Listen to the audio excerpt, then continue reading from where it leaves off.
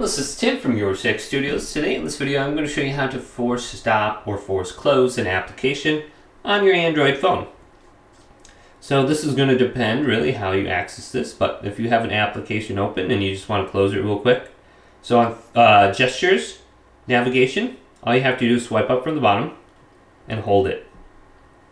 And you can press the X right here and this will get rid of everything and it'll just close everything down.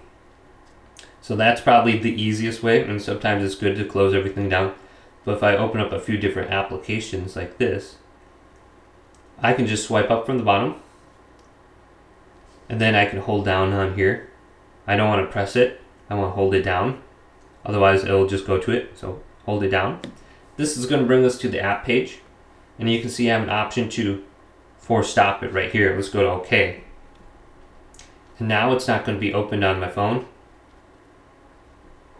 So very easy to do. Now if you have 3-point navigation on, there's going to be a button right here you just press. You're going to see the back button, home button, and then the 3 button with the lines on it.